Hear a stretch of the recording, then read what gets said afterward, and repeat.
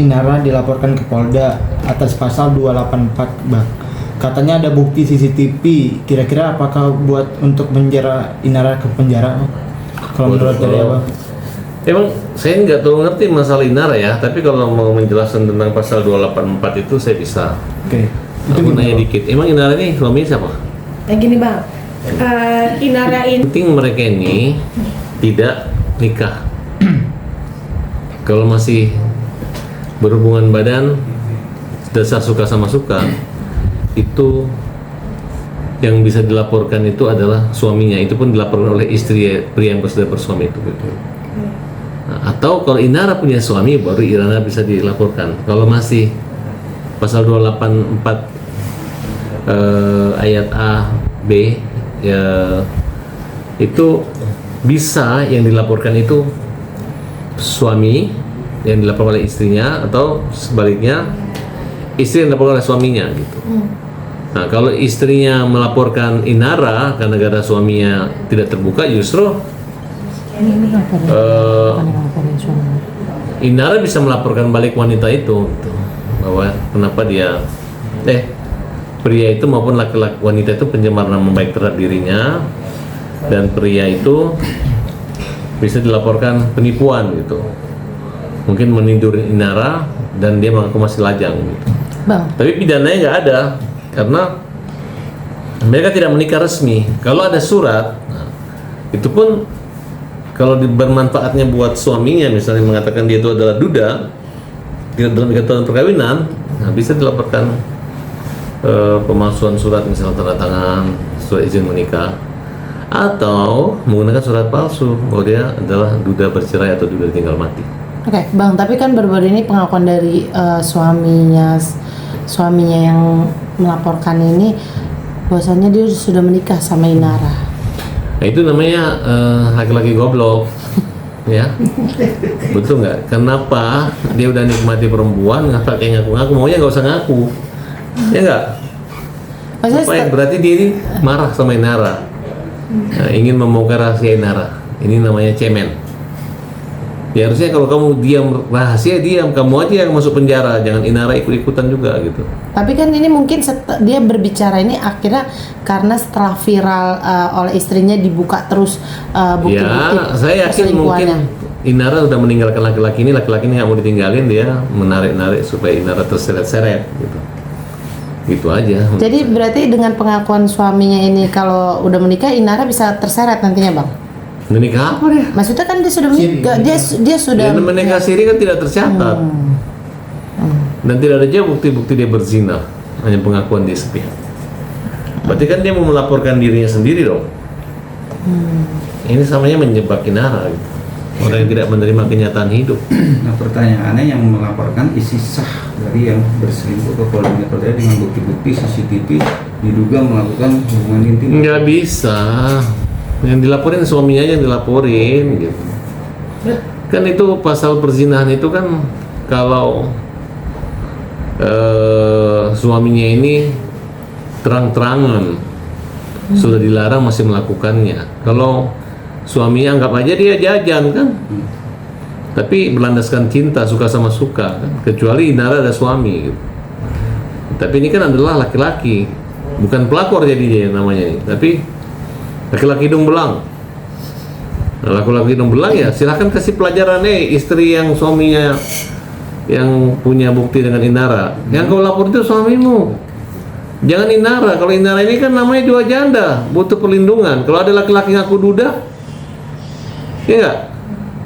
Ya sekarang sudah klarifikasi, ya udah, mulai saat ini nggak boleh lagi. Jangan main lapor-laporin artis terbalik. Nanti suamimu dilaporin sama Inara menipu. Udah tahu punya bini masih ngaku perjaka, ngaku duda kan begitu. Tapi kalau pertanyaannya Inara tahu bahwa dia suami orang, itu gimana? Kalau tahu dia suami orang dan dia berselingkuh melakukan? Ya kalau dia udah tahu masih mau melakukan, ya bisa dijerat pasal itu. Ya kan, yang kalau orang nggak tahu kan biasa.